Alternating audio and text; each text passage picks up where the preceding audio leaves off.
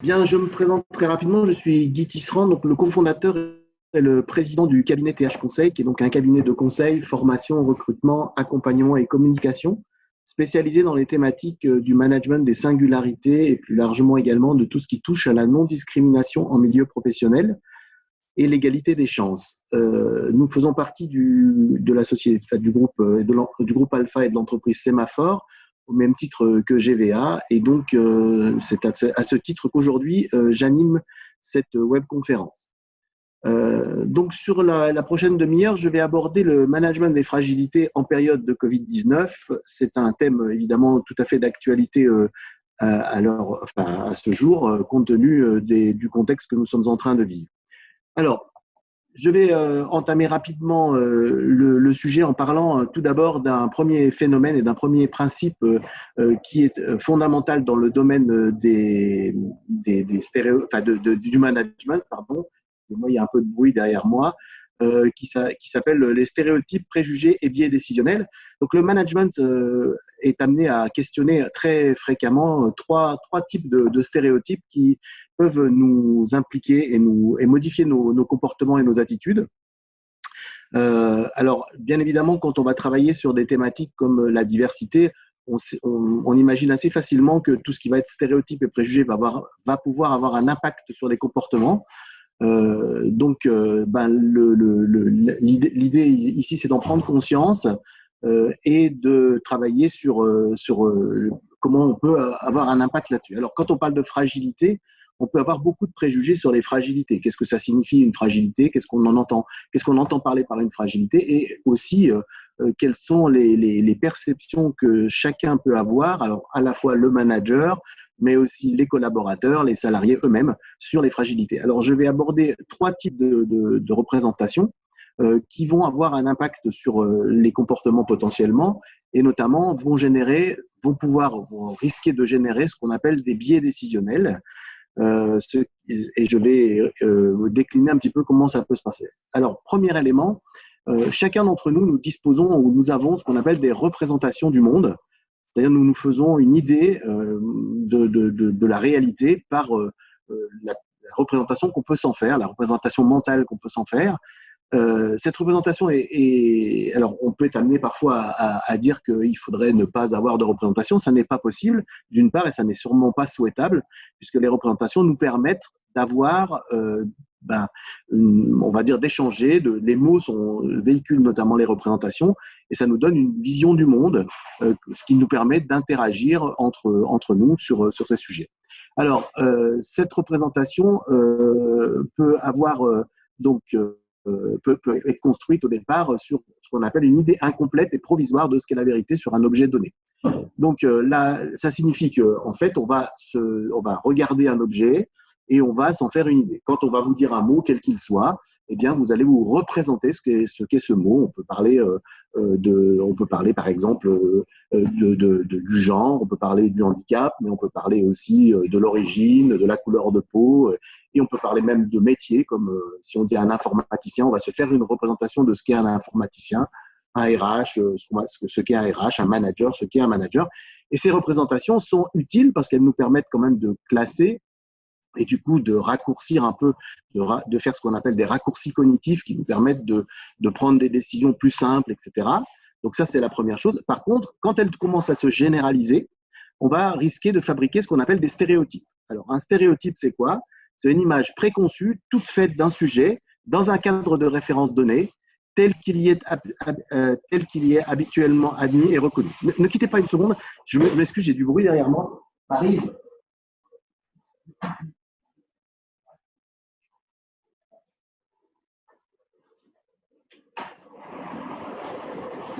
Excusez-moi, j'ai géré une situation de télétravail. Voilà. Donc le stéréotype, image préconçue toute faite d'un sujet dans un cadre de référence donné tel qu'il est habituellement admis et reconnu a priori. Image d'un groupe sur un autre groupe. Voilà, la catégorie des personnes. Alors je sais que dans l'auditoire, il y a quelqu'un qui vient de Corse, par exemple. Eh bien, on peut dire on peut avoir des stéréotypes sur la catégorie des personnes corses. Et donc, ça va nous donner en fait des idées, des représentations généralisées qu'on va coller à toutes les personnes de ce groupe de données. Ça va pouvoir déclencher ensuite chez nous ce qu'on appelle des préjugés. Alors, un préjugé, c'est donc, comme son nom l'indique, un jugement préconçu, un jugement avant. On va juger avant de quelqu'un en fonction de l'appartenance de la catégorie dans laquelle on l'a rangé. Donc, on va par exemple penser que les personnes handicapées sont moins performantes que les autres, moins dynamiques. On va penser, par exemple, que les femmes ont moins de leadership. Dans les stéréotypes machistes, par exemple, on peut retrouver ça. On va penser, par exemple, et on peut avoir des préjugés d'ailleurs négatifs ou positifs. On va penser peut-être que les gens qui sont handicapés sont plus motivés, plus dynamiques que les autres, ou alors que les personnes qui ont la peau noire vont avoir le sens du rythme obligatoirement. Bon, tout ça, ce sont des préjugés, c'est-à-dire qu'en fait, ce sont et du coup, ça va générer chez nous un jugement avant. On va s'attendre à ce que la personne réponde à telle ou telle caractéristique, et donc ça va générer potentiellement chez nous ce qu'on appelle des biais décisionnels, c'est-à-dire que notre décision et notre comportement va être faussé et biaisé par le préjugé qu'on va pouvoir avoir sur une personne, parce qu'on l'a rangé dans une catégorie à laquelle on attribue un certain nombre de caractéristiques. Donc, ce préjugé et ces biais vont pouvoir éventuellement fausser le raisonnement qu'on peut avoir. Un exemple très simple pour illustrer ça, et un exemple personnel. Moi-même, je suis une personne handicapée en fauteuil roulant, et à une période dans les années 90, j'ai postulé pour être responsable d'un service, et mon manager hésitait très fortement à me confier cette responsabilité parce qu'il y avait beaucoup de déplacements dans ce poste, et qu'il estimait qu'il avait un préjugé comme quoi le fait d'être en fauteuil roulant m'empêchait de me déplacer, et le biais qu'il risquait d'avoir, c'était de ne pas me donner le poste parce il pensait que ce serait trop compliqué pour moi. Et d'ailleurs, quand on parle de stéréotypes et de préjugés, très souvent, on va avoir comme impact la notion de ce n'est pas possible. En fait, on va penser que ça n'est pas possible parce que on va considérer que l'a priori qu'on a va déclencher chez nous une impossibilité de faire des choses sans avoir même interrogé ou questionné la personne elle-même sur sa capacité à faire ou à pas faire. Voilà. Donc, très rapidement, voilà le schéma qui est important. Donc, ce qui est fondamental quand on est, par exemple, manager, ça n'est pas de se focaliser à vouloir supprimer les stéréotypes ou les préjugés parce que c'est quelque chose qui est très difficile à faire, voire impossible, et que notre cerveau, de toute façon, a besoin de représentation. En revanche, c'est d'être vigilant sur ce qu'on appellera les biais, c'est-à-dire les comportements qui vont être faussés par la représentation qu'on aura. Donc, d'avoir conscience de ces stéréotypes et de ces préjugés permet d'éviter ou de limiter les impacts en matière de biais. Alors, dans un contexte comme celui qui nous occupe aujourd'hui avec le Covid-19, on va avoir probablement une révélation d'un certain nombre de fragilités. Et ces fragilités, elles vont pouvoir se déclencher non seulement sur des thématiques comme évidemment le handicap, etc., mais ça peut être aussi sur des situations personnelles, fragilité vis-à-vis du confinement, difficultés d'organisation personnelle, parents isolés, parents qui doivent s'occuper d'enfants en bas âge en même temps qu'ils sont obligés de travailler, etc. Donc en fait, ce sont des fragilités qu'il va falloir regarder et prendre en compte si on veut pouvoir éviter que ça se passe plutôt mal, et finalement pour pouvoir être dans une dynamique où l'équilibre va s'instaurer entre les différentes personnes, et on va y revenir. Alors, dans les stéréotypes, il y a 3 grands types de stéréotypes. Le premier stéréotype, c'est ce qu'on appellera les métastéréotypes. Les métastéréotypes, c'est les stéréotypes qu'on a sur les autres. Alors, premier exemple, la période de confinement est une période moins chargée en quantité de travail. Ça peut être une représentation qu'on peut avoir en se disant, de toute façon, les gens auront plus le temps. Donc, les personnes seront moins fatiguées à leur retour du confinement. Donc, elles vont pouvoir produire davantage à leur retour. Et donc, le biais qu'on peut avoir, c'est mes exigences professionnelles vont être supérieures. Alors, clairement, ça peut être une représentation parce que, d'une part, concrètement, la charge de travail ne sera pas nécessairement moins élevée. Alors, elle sera peut-être intrinsèquement moins élevée sur la partie purement professionnelle, mais la conjugaison du contexte professionnel et du contexte personnel peut générer une charge mentale qui va faire qu'on ne sera pas forcément moins fatigué, voire ce sera peut-être l'inverse. Et donc, à l'issue du confinement, il est possible que les personnes ne soient pas en capacité d'être en capacité de produire davantage, mais plutôt l'inverse. De plus, il peut y avoir aussi des impacts psychologiques du confinement qui vont faire que les personnes ne seront peut-être pas en état d'être au top de leur performance au moment du retour. Donc, il va être important de prendre en compte cet élément et de ne pas avoir un stéréotype trop fort sur le fait que les exigences professionnelles peuvent être supérieures. Premier élément. Deuxième exemple, moi, c'est l'hétérostéréotype. Je le changerai tout à l'heure. Alors, il y a la représentation, c'est il faut faire une séparation très nette entre la vie pro et la vie perso. Tout le monde, enfin beaucoup de gens pensent que quand on est manager, notamment, par exemple, on ne doit pas mélanger la vie personnelle et la vie professionnelle. Alors, donc, ma situation personnelle ne concerne pas et n'intéresse pas l'entreprise. Donc là, le métastéréotype, c'est le stéréotype que j'ai sur les stéréotypes que les autres ont sur moi. Donc voilà. Donc là, je suis en train de me dire, je dois séparer nettement ma vie perso de ma vie pro. Ma vie personnelle ne concerne pas et n'intéresse pas l'entreprise. Ça c'est mon stéréotype. Et donc, mon préjugé, c'est si je parle de mes fragilités personnelles, mon manager va considérer cela comme déplacé. Donc ça, c'est un méta-stéréotype parce que j'imagine ce que mon manager va imaginer de moi, va se représenter sur moi. Et donc, je gère tous mes besoins spécifiques par mes propres moyens. Et donc, je n'exprime pas mes difficultés, mes singularités, mes problématiques, et ça va risquer de générer des difficultés pour moi dans l'avenir.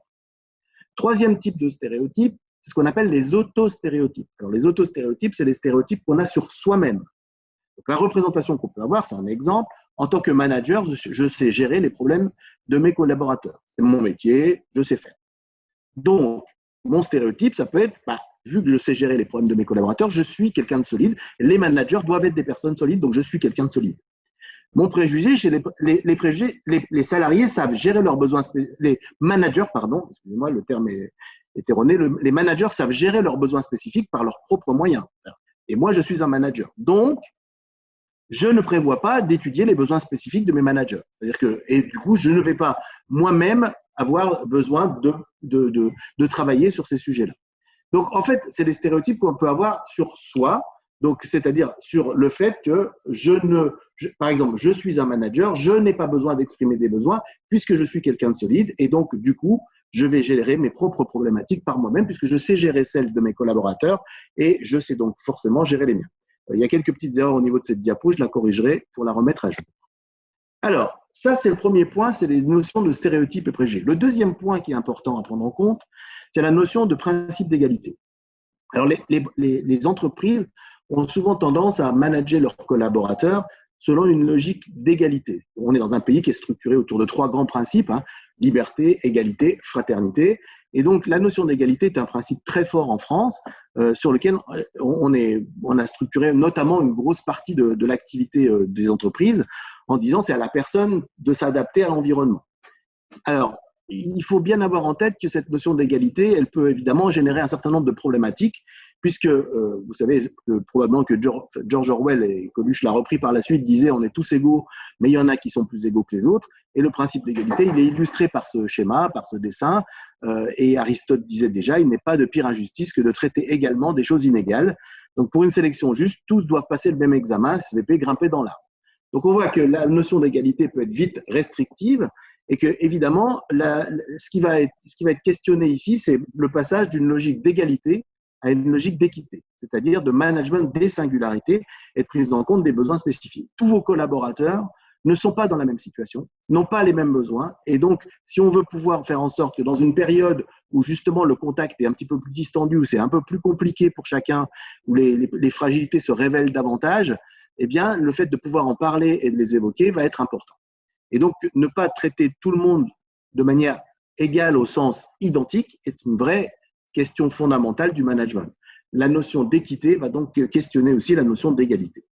Et pour ça, on met en place, on utilise un outil qui a été à l'origine instauré dans le domaine du handicap, qui s'appelle la compensation des conséquences du handicap, mais finalement qui va pouvoir se transposer dans plein d'autres situations, qui s'appelle la notion de compensation ou d'adaptation ou de réponse équitable à des besoins spécifiques. Et donc, on voit dans ce petit schéma, pour l'illustrer très rapidement, que si on distribue de manière égalitaire à gauche les ressources dont on dispose, concrètement, on va se retrouver à avoir quelqu'un, par exemple, qui ne peut pas avoir le match, alors que si on les redistribue autrement, de telle manière que chacun soit dans une situation quand même confortable, alors, évidemment, là, on va voir que les trois personnes les trois spectateurs vont pouvoir voir le match. Donc, en fait, l'idée de la compensation et de l'équité, ça va être une juste répartition des ressources de telle manière que chacun puisse se trouver en condition optimale d'occuper son poste.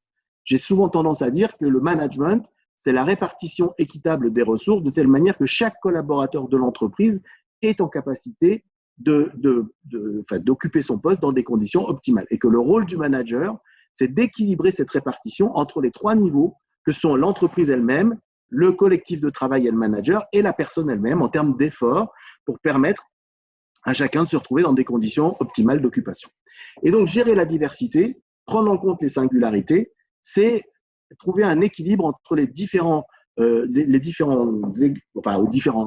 points un peu extrêmes qu'on peut retrouver. D'une part, on peut trouver une logique à gauche qui s'appelle le communautarisme, qui est je réduis la personne à sa singularité et les stéréotypes l'emportent sur le reste. Alors, les communautaristes, ça peut tout à fait fonctionner sur les logiques de diversité, mais bien évidemment au-delà, sur les types de métiers, par exemple. Quand on va ranger toutes les personnes d'une catégorie donnée dans une même perception, j'ai un exemple personnel aussi. Quand j'étais informaticien avant de faire ce métier, j'avais des gens qui me disaient « mais toi, tu n'es pas un réel informaticien » et je me demandais bien pourquoi. Et ils me disaient « c'est parce que tu nous parles et que les informaticiens ne parlent pas ». Bien évidemment, le problème, c'est que quand on est convaincu de ça, on va aussi engendrer ce qu'on appelle des nouveaux stéréotypes, puisque via ce qu'on appelle l'effet Pygmalion, tellement les gens pensent que je ne dois pas leur parler, que je vais peut-être finir par me conformer à leurs stéréotypes. Et donc, on peut intégrer du coup les stéréotypes des autres et se les faire siens. L'égalitarisme, en revanche, c'est le fait de traiter tout le monde pareil et d'être dans la négation de la singularité, l'égalitarisme va être, le corollaire de ça va être très largement la standardisation des process. C'est-à-dire que quand on va être très égalitariste, on va standardiser les process, et quand les process sont très standardisés, on aura tendance à être égalitariste. Ce qui fait que les fragilités n'ont pas droit de citer quand on est extrêmement égalitariste, parce qu'on va considérer que les fragilités des gens, c'est leur problématique à eux, et que c'est à eux de le gérer. Or, parfois, bien évidemment, ça ne va pas être possible, et le contexte actuel de confinement ne fait que révéler davantage encore ce type de situation, mais on peut voir que la prise en compte on y reviendra juste après, mais la prise en compte des singularités va être utile, y compris à la fin de la période de confinement. Donc, l'idée, c'est de trouver un équilibre, en fait, une relation équitable et raisonnable, on va appeler ça, entre le communautarisme et l'égalitarisme, entre la standardisation et la personnalisation, de telle manière qu'on puisse trouver finalement un équilibre de production et d'efficacité et de relations qui fonctionne pour l'ensemble des parties prenantes, que ce soit les salariés eux-mêmes, mais aussi leur manager et l'entreprise. Et là, on s'inscrit du coup dans une logique de développement durable social, management durable des compétences, qu'on retrouvera et qui, dans les situations de crise, s'avère être encore beaucoup plus importante qu'en temps normal, mais qui est aussi très utile dans tous les cas. L'exemple type, je parlais tout à l'heure des perceptions souvent qu'on peut avoir en disant derrière le sujet du handicap, par exemple, ça n'est pas possible. Ce qui est assez paradoxal et intéressant à constater aujourd'hui dans la crise actuelle, c'est que des tas de choses qui paraissaient complètement impossibles se sont révélées assez rapidement possibles.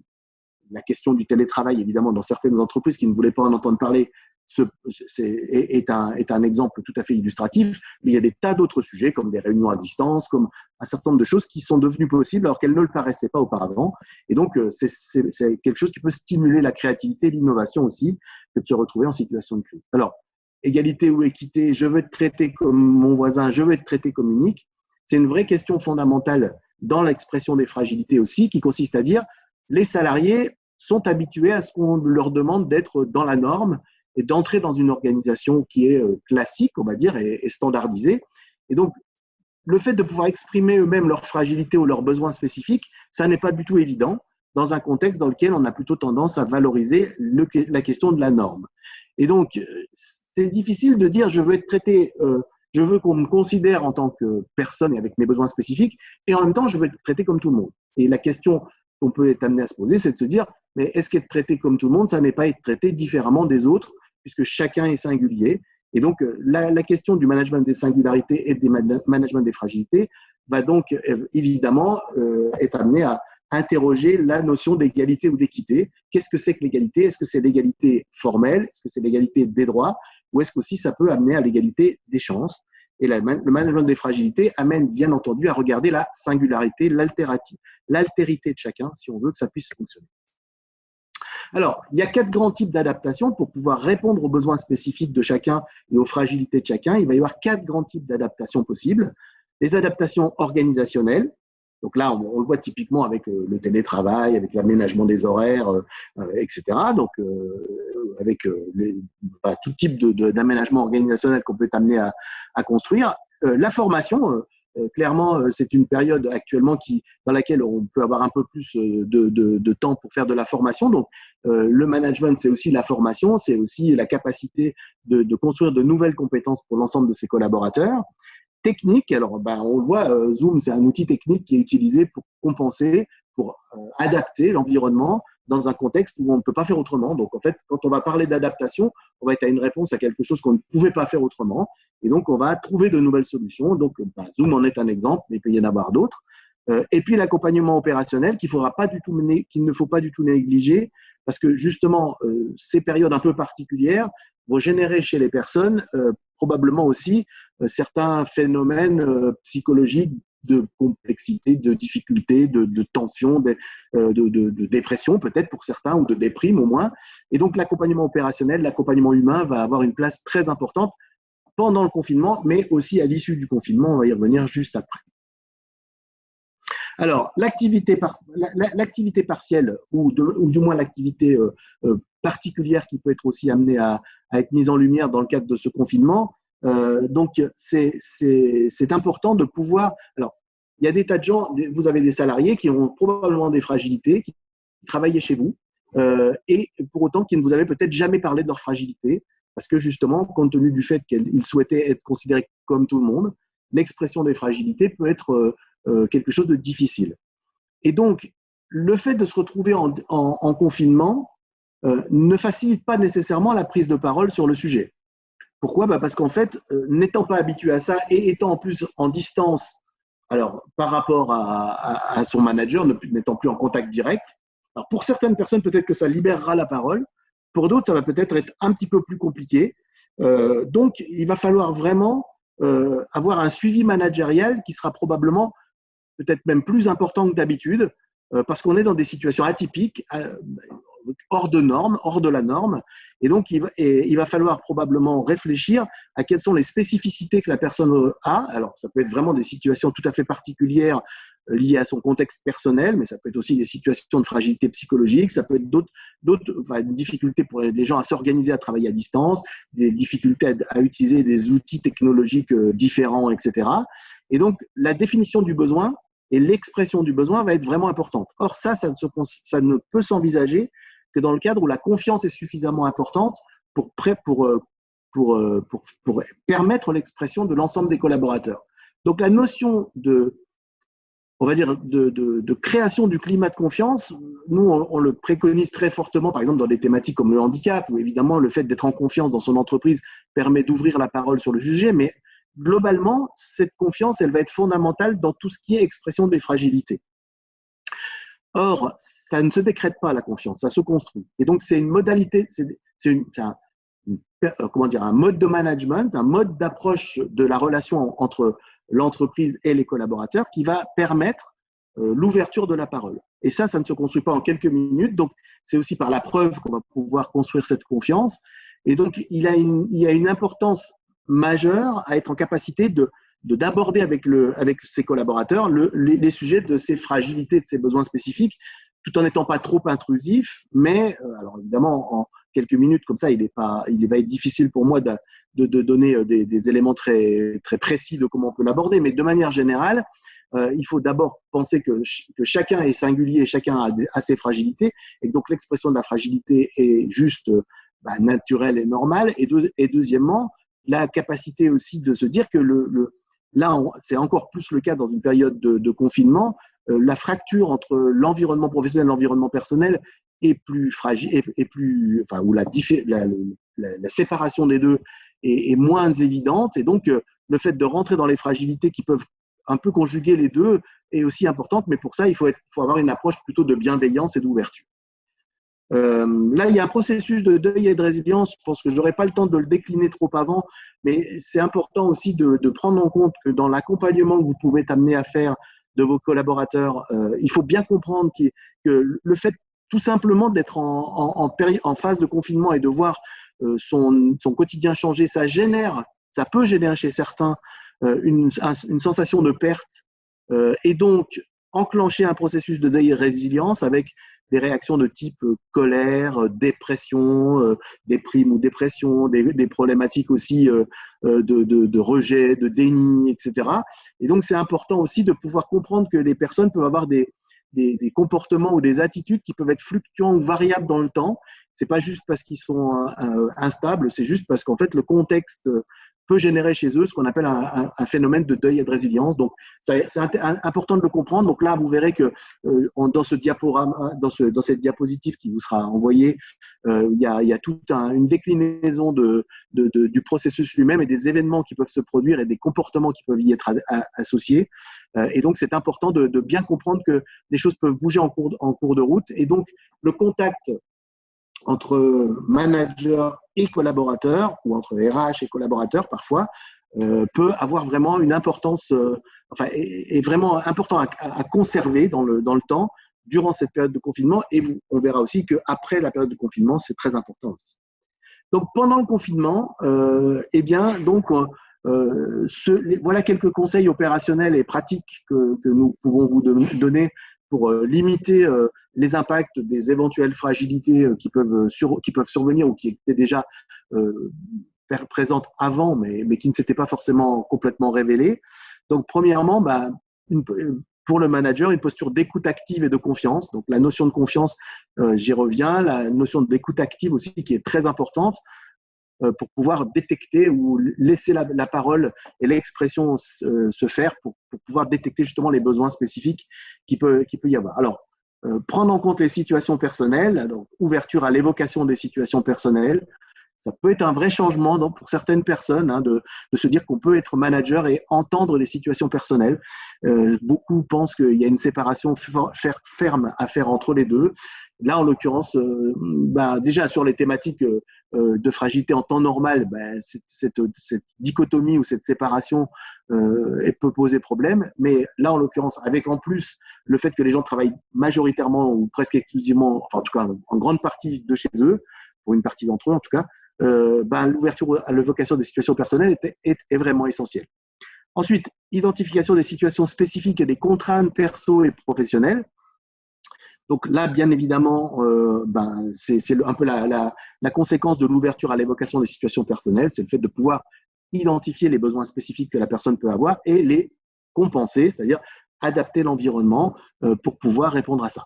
Je vais donner un exemple d'écoute active et de confiance qui peut être construite dans notre cabinet. J'ai un collaborateur qui m'a dit tout simplement hier que il avait eu dans sa famille un décès et que du coup il avait pu organiser parmi ces jours de congé qui lui restaient à prendre, s'organiser de manière très ouverte pour suivre la personne dans sa fin de vie et pour pouvoir accompagner aussi ses proches par rapport à la fois même distanciel, mais aussi pour sa propre posture personnelle et ses propres ressentis, et que donc cette souplesse dans l'organisation lui avait été d'un grand secours, et que du coup c'est cette possibilité de s'adapter qui avait permis de passer le cap, alors pas facilement bien évidemment parce que c'est toujours très difficile, mais le moins difficilement possible. Identification des signaux faibles aussi, donc vigilance sur les fragilités psychologiques, la variabilité d'humeur, les oublis répétés. Donc ça, il faut être relativement vigilant parce que ce sont des détecteurs qui vont vous permettre de vous rendre compte qu'il y a probablement un problème et qu'il y a peut-être quelque chose à faire. Alors, sans être trop non plus dans le questionnement ou dans l'investigation, mais aussi d'être dans l'ouverture de la parole et garder vraiment le contact pour détecter ces signaux faibles. Donc, les réponses, réaliser les adaptations associées, effectuer un suivi régulier, proposer un soutien psychologique externe si possible. On l'a mis en place par exemple au sein de TH Conseil, la capacité alors que la majorité de nos consultants travaillent sur ces sujets-là et pourtant ils ont eux-mêmes besoin d'être entendus, écoutés, de pouvoir s'exprimer. Donc on a mis en place une cellule d'écoute externe pour qu'ils puissent exprimer leurs difficultés, tout ça bien évidemment dans une logique d'anonymat. Et vigilance pour toutes les catégories de personnel, y compris les dirigeants et les managers. On revient aux stéréotypes qu'on a évoqués tout à l'heure. On peut être amené à penser que quand on est dirigeant ou manager, on est solide et tout va bien se passer. Dans la réalité, il peut y avoir des impacts. Voilà. Et puis, maintenir l'appartenance au collectif, donc maintien du lien social et de l'appartenance au groupe. c'est important de ne pas laisser les personnes seules, donc organiser des vidéos, des visios, créer des rituels sociaux, par exemple, c'est ce qu'on a mis à droite. Par exemple, créer un rendez-vous café chaque semaine ou d'autres manifestations. Donner du sens. Bon, la question du sens va être de plus en plus importante dans l'avenir, hein, probablement. Là, on est en train de vivre probablement une transformation. On verra les effets que ça aura après la crise, mais il est probable qu'il y ait des transformations un peu profondes qui se mettent en œuvre. Et le fait de donner du sens, c'était déjà une question assez importante que nous, on ressentait de plus en plus en accompagnant les entreprises. Ce sera probablement encore quelque chose de plus important dans l'avenir. Et le fait d'être en capacité de prendre en compte les fragilités, de manager les singularités de chacun de vos collaborateurs, participe du fait de donner de ce sens et d'être dans une logique où on est dans un bateau qui est collectif et dans lequel on a tous envie et tous besoin de donner son temps et son énergie pour faire avancer le bateau. Donner des perspectives d'avenir aussi, ça peut être très inquiétant. Cette période est très perturbante et inquiétante, évidemment, y compris pour les salariés. Et donner des perspectives d'avenir, c'est ce qui va permettre aussi de construire un petit peu de ne pas rester uniquement dans la période présente qui est compliquée et difficile, et donc aussi de se projeter et de donner un cap pour le bateau dont je parlais tout à l'heure. Donc le fait de donner un cap, c'est quelque chose d'essentiel à ce jour pour que les gens puissent aussi se projeter, et du coup, ça participe aussi de donner du sens. Et puis, transparence et égalité d'accès aux informations. Donc là, l'idée, c'est un environnement dans lequel, évidemment, la communication informelle est beaucoup plus complexe qu'elle ne pouvait l'être auparavant. Il n'y a plus, on ne va pas boire un café ensemble, etc. Et donc, le fait de garantir une égalité d'accès aux informations est vraiment important. Donc, en solution, des rituels sociaux à mettre en œuvre ou à conserver, partager les objectifs collectifs, bien faire attention aux canaux de communication et instaurer des règles collectives aussi, ça c'est très important pour que les gens continuent de se sentir dans un collectif.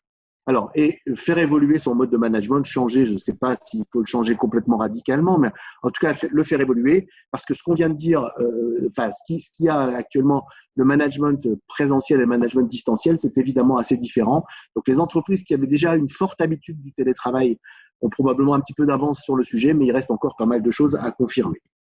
Et puis, à l'issue du confinement, donc les impacts potentiels qui peuvent se révéler, ce sont les risques de décompensation, la modification de l'image de soi et des autres et une forme de surexigence. Alors, pourquoi ? Parce que risque de décompensation, cette période va être une période et est une période très compliquée. Donc, il peut y avoir des gens qui avaient des fragilités ou qui ont vécu pendant ce confinement des choses difficiles, pénibles. Et donc, il peut y avoir un risque de décompensation. Donc, il y aura une vigilance à avoir au retour sur cet aspect-là. La modification de l'image de soi et des autres, c'est peut-être que forcément, des choses vont se révéler pendant cette période. Et donc, ce que ça va révéler, ça peut être positif, mais ça peut aussi être moins positif. Et donc, forcément, ça peut avoir du sens. Et puis, on va découvrir d'autres facettes de ses collaborateurs ou de ses collègues. Et donc, ça peut être quelque chose qui va apparaître. Et puis, la surexigence, ça peut être de se dire il va falloir rattraper le retard. Donc, il va falloir qu'on soit plus performant, encore plus engagé qu'avant. On commence à entendre parler de personnes qui disent il va falloir travailler davantage. Donc, peut-être une logique de surexigence, mais avec en face peut-être une fragilité qui a été révélée ou qui va apparaître ou qui va être plus importante qu'avant. Et donc, cette surexigence en face de cette fragilité, comment elle va être vue ? Donc, il va falloir continuer à être dans une écoute bienveillante et ouverte pour éviter trop de problèmes de décompensation et de surcompensation aussi qui peuvent générer des problèmes vraiment importants. Alors, les bonnes pratiques, pérenniser des adaptations liées aux besoins durables, à des besoins durables, c'est-à-dire que quand vous allez avoir découvert qu'il y a des personnes qui ont des besoins spécifiques durables pendant la période de confinement, il ne faut pas les arrêter à l'issue de la période de confinement. Ça peut être par exemple pour des gens qui ont des enfants. On a par exemple quelqu'un qui a découvert que l'une de ses salariés était personne isolée, parent isolé avec un enfant avec un handicap lourd et avec une organisation qui était extrêmement complexe. Cette information ne va pas disparaître à la fin du confinement. Il faudra voir peut-être comment on peut adapter l'environnement et le travail pour que ça puisse être plus facile à conjuguer pour elle, pour qu'elle évite un épuisement professionnel. Détection de signaux faibles, ce qu'on évoquait tout à l'heure, mais il faut continuer à le mettre en œuvre. Par exemple, mise en retrait du collectif, horaire de travail atypique. Est-ce qu'on n'est pas en train d'avoir quelqu'un qui est en train de partir et qu'il va falloir partir qui va être en difficulté, il va falloir peut-être le prendre en compte. Rester forcément à l'écoute des salariés pour pouvoir mettre en lumière leurs besoins et puis conserver, continuer cette construction d'un environnement bienveillant et on va dire qui est au bénéfice de tout le monde. Tirer les enseignements de la période et poursuivre dans le management des singularités, des fragilités, des besoins spécifiques. Probablement aussi que ce sera intéressant d'investiguer un petit peu ce que la période a pu enseigner et comment on peut le transposer dans l'avenir, préparer l'avenir. Donc là, on revient et on rejoint aussi le fait de définir un cap et d'envisager d'avoir quelque chose qui va fonctionner dans la durée. Dans le préparer l'avenir, malheureusement, peut-être aussi, c'est préparer le fait que ça puisse se reproduire et qu'est-ce qu'on peut faire pour être mieux préparé la prochaine fois qu'on ne l'a été peut-être cette fois. Et puis, conserver une dynamique d'innovation et en essayant de passer de ce n'est pas possible à comment faire pour que ce soit possible. C'est quand même tout à fait édifiant de constater que des tas de choses qui paraissaient complètement impossibles il y a encore 2 mois se sont révélées parfaitement envisageables et mises en œuvre dans un contexte de contraintes et de crise. Et peut-être que ça peut générer des innovations. Alors, le sujet du handicap, à ce titre, est quand même quelque chose de parfaitement, on va dire, illustratif, puisque on dit souvent que quand on est confronté à un problème qu'on n'a jamais eu, on trouve des solutions qu'on n'avait jamais trouvées. Et donc, le sujet du handicap, par exemple, a permis de révéler ou d'innover, par exemple, par la création du vibreur de téléphone ou du SMS qui ont été créés pour les personnes sourdes à l'origine.